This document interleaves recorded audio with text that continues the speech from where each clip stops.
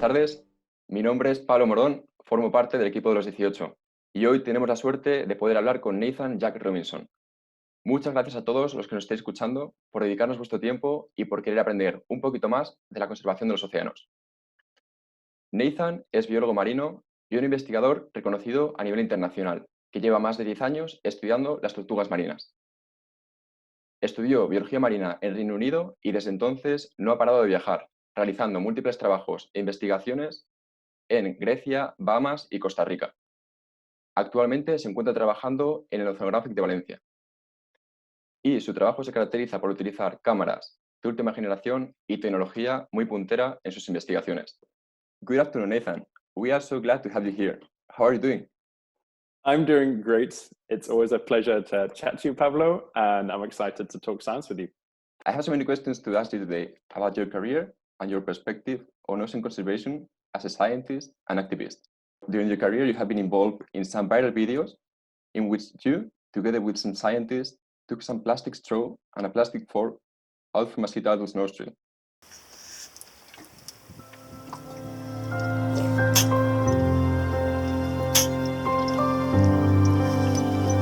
That's plastic.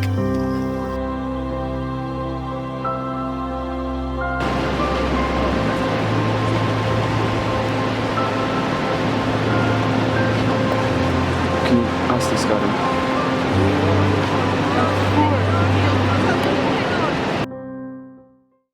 So, Nathan, these videos started a movement for banning single-use straws and plastics. Could you tell us about the relationship between plastic and the ocean? Yeah, it's a very unfortunate relationship. There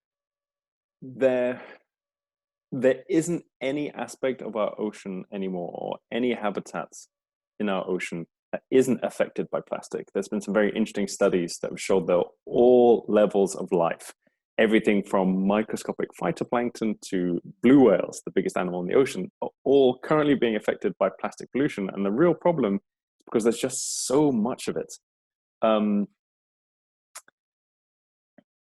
very impactful moment in my career was I just finished my master's and I got a job on a deep sea research vessel, and we were doing some work with a ROV, a remotely operated vehicle. So it's a little submarine that doesn't have anyone in it. We send it down to the bottom of the ocean. Mm-hmm. And my responsibility on that cruise was, when they were doing these ROV surveys, I would write down the names of all the different animals that would come across the screen to help the people who are analyzing that data to look at what animals live in the deep sea. And I still remember we were at about 4,000, somewhere between 4,000 to 3,000 meters deep in the ocean. And as we're going along this kind of lunar landscape, it looks like another planet. You just see this plastic bag with the label of a well-known British shopping brand kind of floating past the screen. And it just kind of, at that time, it just showed me that our impact is global. When we're talking about finding plastic in, say, sea turtles' noses, or plastic in the stomach of whales, this isn't a single habitat and a single species. This is almost all species and all habitats. That's the scale of the problem now. Exactly. Currently, 3 million tons of plastic per year are consumed. Mm-hmm. And ocean pollution kills more than 1 million birds per year, and more than 100,000 marine mammals, including whales, dolphins, sea lions, die each year because of ocean pollution. So let's talk about a bit about ocean conservation. What do you think? Yeah, please. As a scientist doing field work, you have experienced firsthand the consequences of ocean pollution. Could you explain us what are microplastics and its effects? Yeah. So microplastics are essentially microscopic pieces of plastic. When a plastic bag or some garden furniture or a straw or any plastic item you can think of gets discarded in the ocean, over time, physical processes will break that down, right? So if you have your plastic fork, sun will make it brittle, it'll start to break, and maybe waves breaking on it, it'll start to get smaller and smaller and smaller, but it never goes away. It's still plastic, it's just plastic and smaller and smaller. scales. And when it gets to kind of the microscopic level, that's when we call it a microplastic. And microplastic is a very kind of dangerous problem for several reasons. Number one, because it's so ubiquitous, it's everywhere. Number two, it's very difficult to find, and therefore it's also very difficult to remove. It's not like, it's very difficult to, say, drag a net through the ocean, collect the microplastics, but also collecting all the other animals in the ocean. So it has this huge problem of how to take it out. But also because it's so small that it ends up getting ingested not only by animals that might be mistaking microplastic for food, but also animals that might just be feeding in the same area, like gulping water, and they're also ingesting all these microplastics at the same time. So that's a little bit more about what they are and some of the impact they have. Also, like many species that we consume, that humans consume, eat microplastics, like bivalves, like cells or mussels for consumption. There's an amazing study that came out 1 or 2 years ago, maybe a little bit before, that showed that the average European citizen is ingesting, and I can't remember the numbers, but it's how many 100 pieces of microplastic each year just due to consumption of mussels and oysters. So if you're eating mussels or oysters for whatever occasion, they're filter feeders and they're collecting microplastic, and then we're eating them. We don't even realize it's not just affecting our oceans, it's now affecting us. Mm-hmm. Exactly. Okay, so during my veterinary career, I had a big chance to work with dolphins and whales, and we found and seahorses. And seahorses. And it's true. In many cases, we found plastics in their digestive systems. When you work with sea turtles, did you find plastic in their stomachs or in their digestive tracts? Yes.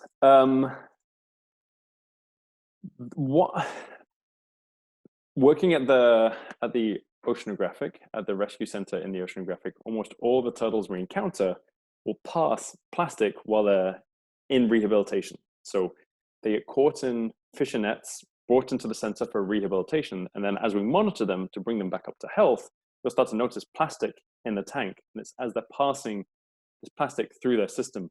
And I think this highlights a really worrying aspect about kind of plastic pollution in the ocean that we don't fully understand, which is there's a lot of plastic in the ocean that's getting eaten by animals, but might not be killing them. Mm-hmm. Just because we find a dead animal with plastic in its stomach doesn't mean that plastic killed it, but what impact did it have? And one of the big questions we're trying to answer as scientists is, seeing as so many animals we find with plastic in their stomachs, or in the instance of, kind of say, turtles in the Mediterranean, at least when we're working, what is the impact that's having? I think that's a very interesting kind of angle to try to figure out what is it like if you have a plastic bag in your stomach. It might not be killing you, but it might be making you less healthy. So it's not just the dead animals that wash up on our shorelines that are being affected, it's the live animals as well. Yeah, and it happens many times that you find a marine mammal which is particularly emaciated. It's in a poor condition, and sometimes it's related directly with plastic ingestion. Okay, so you've been working with sea turtles for more than 10 years. Talk a bit about sea turtles. Please, it's my favorite topic. Yeah. So many people will ask themselves, living in Spain or in Europe, is it possible to see sea turtles? Yes, there are, much to, I think, a lot of European surprise. There's actually a lot of sea turtles that you can see in Europe, in the Mediterranean. In fact, Spain not only has sea turtles in the water, but it also is increasingly having sea turtles nesting on its shores as well. Over the last 10, 15 years or so, there's been turtles that are now starting to nest on the east coast of Spain, and there seems to be more and more turtles. And the climate change, right? Is it related? Yes, you would think so. Like these beaches, one of the reasons they probably don't have sea turtles nesting, or haven't in the past, is because they were too cold. Now, as climate change is making everything kind of warmer, we think that's the cue that's causing these animals to head further and further to the poles, which is making, say, the beaches of Spain all of a sudden perfect nesting beaches. And who knows, if climate change continues the way it is, in how many years' time we could see more and more turtles nesting on the coastline of Spain. It's much like, I'm sure lots of people have heard of stories of birds are now migrating further north or nesting further north, at least in the northern hemisphere, and further south in the southern hemisphere. And sea turtles, they're egg-laying animals as well, and they're doing the exact same thing. They just, as temperatures are getting hotter, they're heading away from the tropics. Exactly. And what is the current situation worldwide with sea turtles? Yes. If you went back to 300, 400, 500 years ago, on almost every location around the world where you currently have sea turtles, there would be more sea turtles. Mm-hmm. But if you're talking about the last 10, 20, 30 years, what is interesting is that in several areas in the world, sea turtle populations are on the way down. There's some very high-risk areas. For example, in the East Pacific Ocean, there's the largest species of sea turtle, the leatherback turtle. The population that lives in the East Pacific has declined by over 99% in the last 30 years. It's really on the kind of brink of extinction. And if we're going to save this species, we need to do something drastic in the next 5 to 10 years. Mm-hmm. But in other parts of the world, sea turtle populations are actually doing really well, recovering. And the Mediterranean is surprisingly actually one of those areas. There's been some fantastic sea turtle conservation, kind of all sides of the Med. And the numbers of nesting sea turtles, of which most of the nesting turtles in Europe share between Cyprus, Greece, and Turkey, a lot of those beaches have actually started to see increases in recent years. And it's not all nesting beaches and not all areas, but several areas actually seem to be doing really well. So it's a difficult question to answer because the answer is very complex. What are those risk factors and those dangers for these sea turtles? Okay, so generally speaking, very generally speaking, the threats faced by sea turtles are roughly similar all over the world, with, of course, certain differences. There's not the exact same problems, but some of the big problems exist wherever sea turtles are found. And those big problems really boil down to fisheries bycatch. So this is often not people actively hunting sea turtles for their meat, because that practice, although it used to be very popular in the past, several hundred years ago, and it's still active today, is generally on the decline. Fewer and fewer people are hunting sea turtles for meat. Mm-hmm. But we're still capturing hundreds of thousands of sea turtles globally per year in fishing nets. Now, these are fishing nets looking for species that we like to eat on, or using long lines, for example, that might be catching swordfish, tuna, mahi-mahi, once again, species that are consumed by lots of people. They're accidentally catching sea turtles on these lines or in these nets. And often, when these turtles are brought to the surface, they might be dead because they might have been drowned in the nets or entangled in the lines. Or, as some researchers at the Oceanographic have discovered in the last few years, they actually get the bends being brought to the surface too quickly, and that can have some very bad ramifications. This is very interesting because many divers for sure know this problem, but I'm pretty sure many people don't know sea turtles also experience these problems, and also dolphins or marine mammals can experience this as well. Exactly.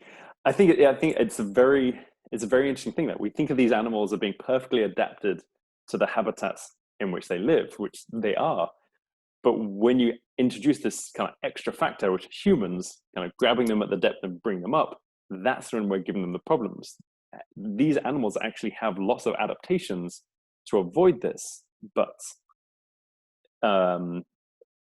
if we kind of snatch them out of the habitats, they can't adapt. So sea turtles, you'll actually see them often if they're taking a deep, they don't come straight to the surface, they actually do a little safety stop. They'll kind of come halfway up the dive, they'll hover around a certain depth for a certain period of time, and then they'll go up again.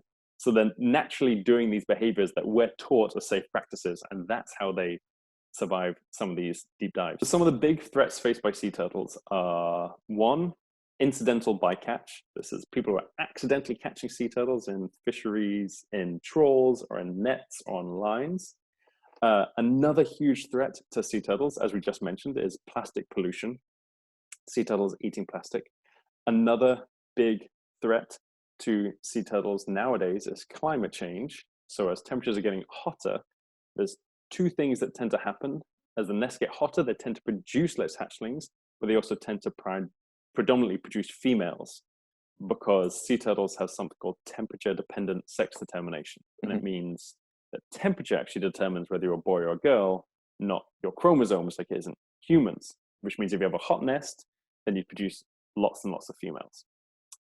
Okay. And then on top of that, there's another factor, which is kind of human impact on beaches. Now, this is either developing beaches or actually being on those beaches at night and, say, harvesting the eggs. Once again, there's lots of areas around the world, even though it's less common these days, where people used to take and eat sea turtle eggs, where we've been able to address some of these problems, get better fisheries management, reduce any impact to the nesting females on the beaches, and are able to control some of that plastic pollution. That's where we're actually seeing some of these increases in populations. So the differences you see worldwide really depend on the success of the conservation strategies that have been put into place in dealing with these threats. Exactly. And do you think poaching is decreasing actually because of the conservation projects which are carried on in many different locations worldwide? Yes, I would say 50% yes. So a part of this problem is addressed by conservation organizations who are actively trying to protect sea turtle nests, protect beaches and things like that. And I would say the other 50% is to do with education and environmental awareness, things like that. And I think the world in general nowadays, compared to, say, 20 years ago, is a lot more aware of the impact we're having on the world around us, our environment.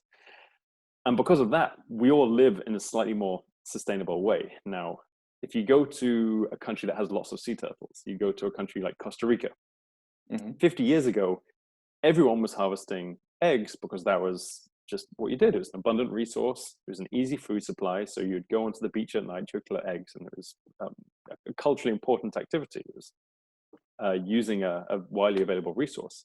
But if you chat to like Costa Ricans today, young Costa Ricans who have grown up with this idea of sustainability, they know that sea turtle populations are declining and there's no need to kind of keep harvesting this resource. So just people's understanding of the impact they're having on the environment is changing. Because of that, as people's kind of opinions and behaviors change, that is also reducing the amount of poaching. And because of that, those behavioral changes and kind of what is or how we behave based on our understanding of our impact on the world, I really do think will help tackle some of these issues like poaching on a relatively global scale as we keep progressing into the future. Perfect. You said something which is really interesting, that temperature, in this case, sun's temperature, determines the sex or the gender of the sea turtle. Yes. This is interesting because as the global temperature is increasing, more and more females are being born. Do you think this could be helpful for the species? Yes, that's a very good point. It could be helpful and it could be bad, and like everything, it's a bit of a gray answer.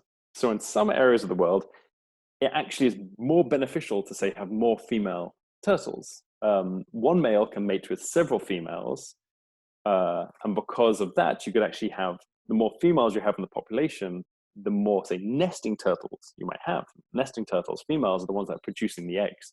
So one male can mate with a huge array of females, and you're able to produce more females. That's better for the population. The problem is that's only good up until a point. There's a certain point to which you start to run out of males, and when you start to run out of males entirely, then the population is going to collapse. Yeah. So depending on kind of the population trends in certain areas around the world, we might actually see an increase, at least in the short term, or of more nesting females, and the populations might actually start to grow as we're producing more and more females. But in other areas where we're already producing mainly females, and males are in the minority by a pretty long way, then all of a sudden we're going to start to see very sharp declines because there's just not going to be enough males to mate with the females to produce more turtles. Mm-hmm. Perfect. Okay, so perfect. Let's talk a bit about your career as a scientist. Awesome. You are currently conducting a study which is called TurtleCam, and in which you place cameras on the top of sea turtles to see how they behave. What did surprise you the most in the recordings of those cameras? What are sea turtles doing when we don't see them? What surprised me the most was when we started the TurtleCam project, we were doing it in the Bahamas, and we were doing it with juvenile green turtles. Now, generally, we think of sea turtles as loners, really. They're solitary animals. They don't have these big herds. They don't kind of hang out in packs. And as far as we know, there's no communication. They're not talking to each other. They don't vocalize, at least vocalize relaying information. So generally, you would think you would see a sea turtle, and if another sea turtle swam past, it wouldn't care. But what we found from the TurtleCam project is every single time a turtle would swim in front of the turtle with a TurtleCam, there would nearly always be some kind of interaction. Mm-hmm. Now, sometimes it would be negative, so maybe this is a territorial display. A turtle sees another sea turtle with a habitat or in a feeding area that it likes, and it kind of goes in, opens its beak, maybe tries to bite the head or bite one of the flippers, and kind of chases the other turtle away. But what I found even more fascinating was you also have lots of, we call these like positive interactions, where you have two sea turtles will come up to each other, like stare at each other for a bit. They might even like rub heads, like nuzzle next to each other for a bit, or kind of rest. We've got videos of sea turtles just sitting on top of each other and almost like falling asleep, and then kind of going off on their own direction. Now, the reason I said they were juveniles is because a lot of people, when you say that, could say, well, this is mating behavior or something to do with kind of males interacting with females. But these are not mature individuals. These turtles, the ones we were working with, tend to be between 10 to 20, 25, and sea turtles tend not to reach sexual maturity until past their 20s. So why they're interacting, why they're hanging out, why they think, what is the evolutionary benefit of two sea turtles like checking each other out, staring at each other for a little bit, maybe cuddling a little bit, and then swimming off on their way, is fascinating. And we honestly don't know. And I found that was probably the most surprising finding of the TurtleCam project that we've had so far.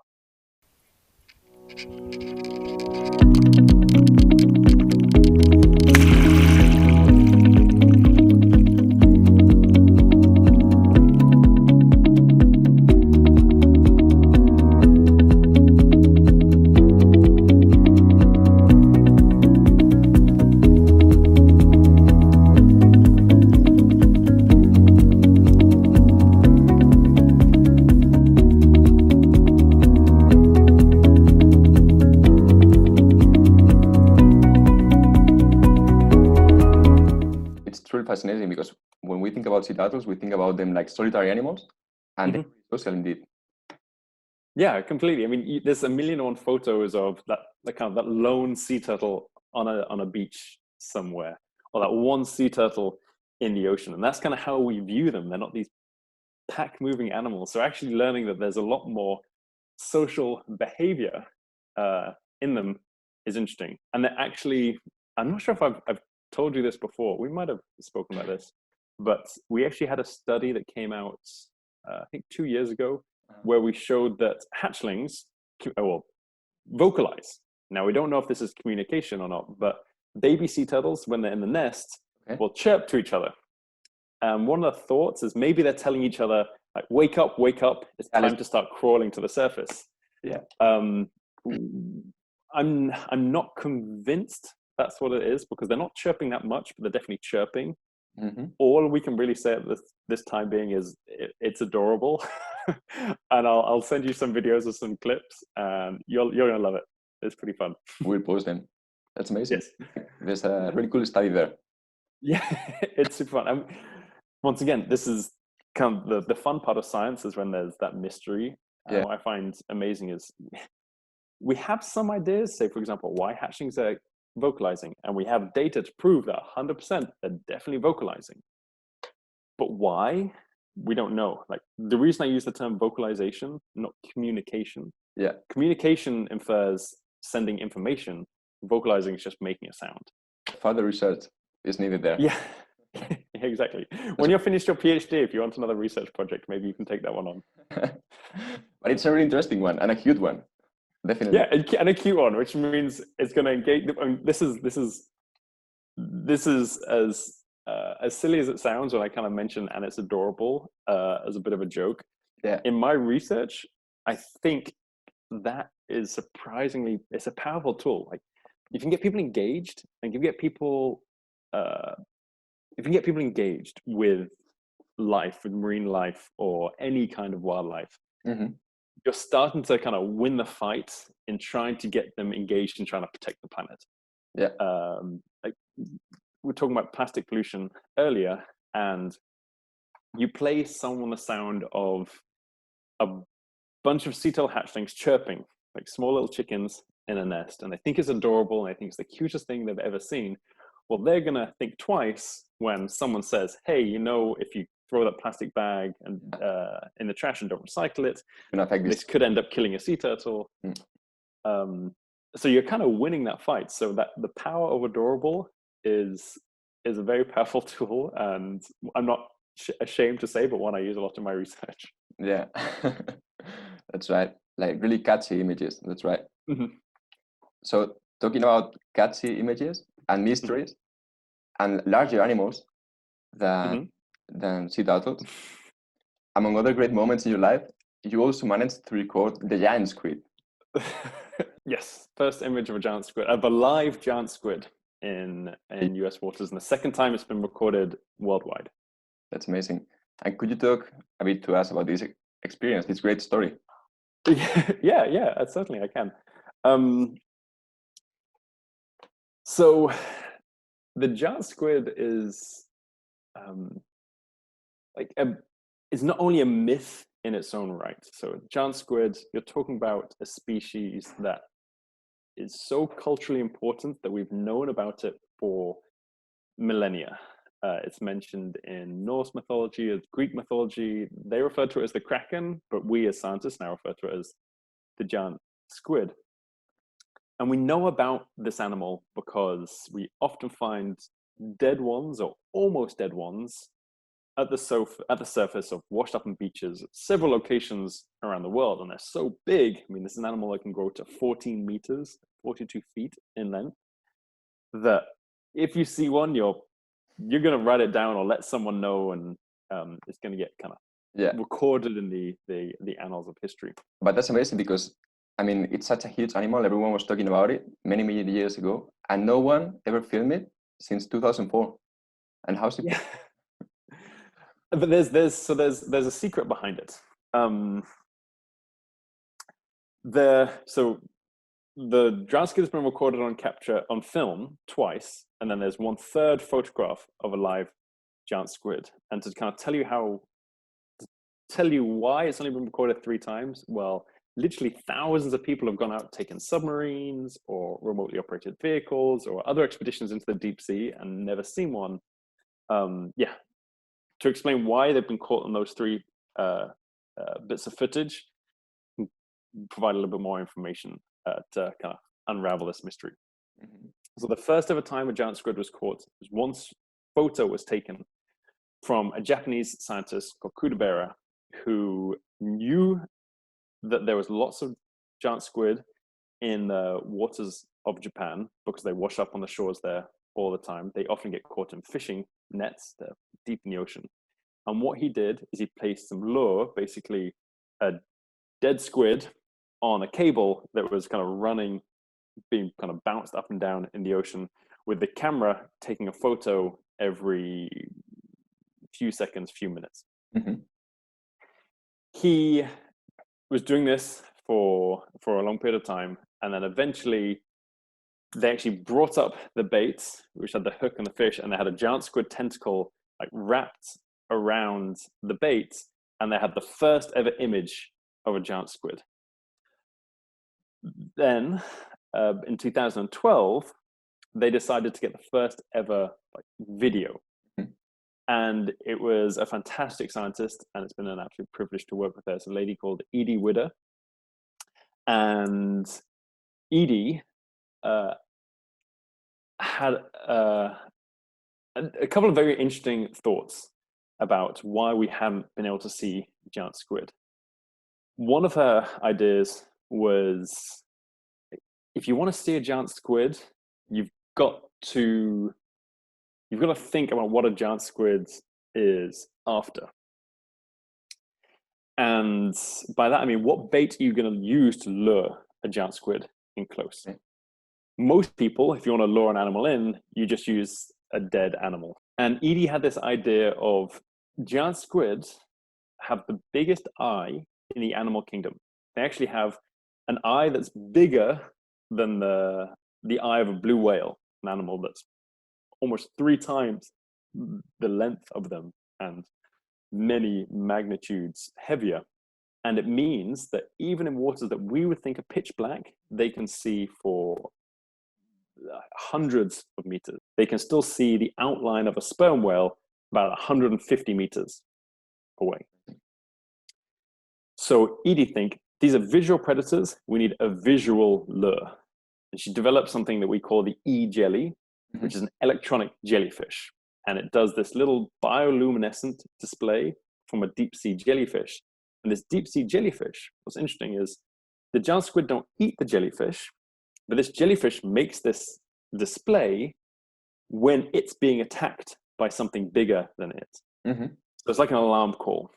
You have this jellyfish, something comes along and tries to eat it. It makes this light with the idea that whatever's trying to eat it will then probably get scared because it's now lit up by all this light, and something might come along and try to eat whatever's trying to eat the jellyfish.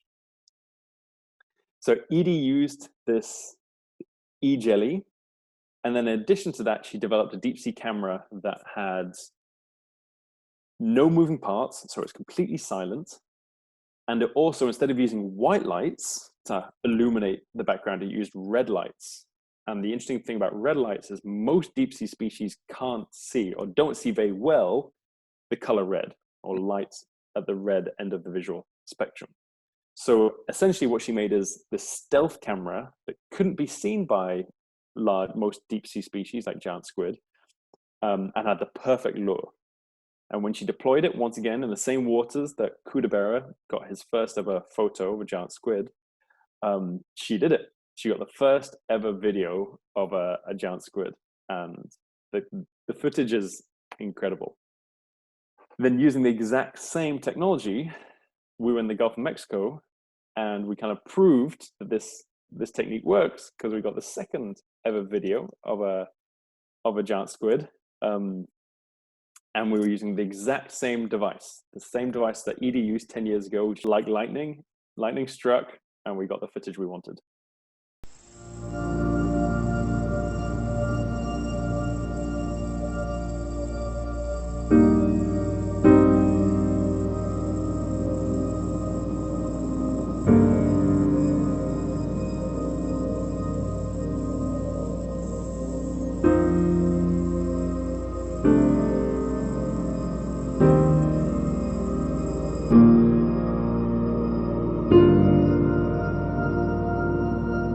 That's super clever, and it's super nice because many fishermen for many years have been using lights for trapping squid.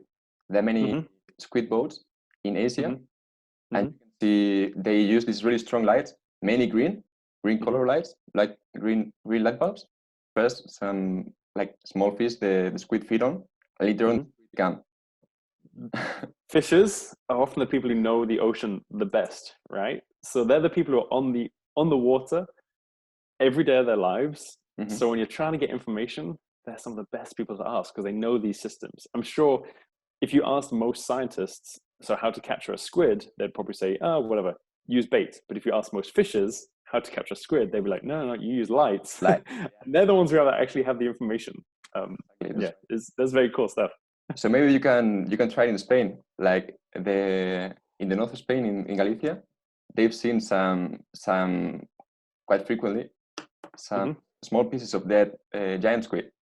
So I think there's a Yes, interesting project which could go there. one of our the 3 areas in the world that we think have the highest density of giant squid, because there's the most that wash up on the shores: Japan, New Zealand, and Spain, especially the north coast Galicia and around the Canary Islands. Yeah. We are very soon, so we're in the process right now of developing a new deep sea camera. As I mentioned, we use the same camera to get footage that Edie used in Japan to get footage of the giant squid there, and we used again in the Gulf of Mexico. That camera is about 10 years old now, so we're in the process, hopefully starting to raise the funds to develop a new camera, and we're in discussions right now about this new camera. That one of the places that would like to take it first is somewhere in the north coast of Spain or the Canary Islands, to kind of start seeing what's there, because there's some amazing animals, like some of the most kind of charismatic animals in the deep sea and in Spanish waters. And I think, the world would love to see this. And we are so looking forward to see this. Yeah, you're right. Yes, we all are. Everyone involved. Well, I'll be in the next few weeks, months, we'll be sharing some funding campaigns for anyone who's interested in supporting this research to help us develop and build the new camera. So, as I said, everyone can take part in hopefully getting this new footage. Perfect.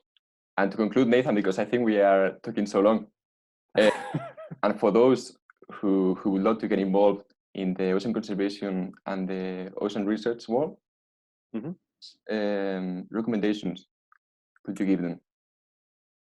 My biggest recommendation for people who want to get involved is volunteer.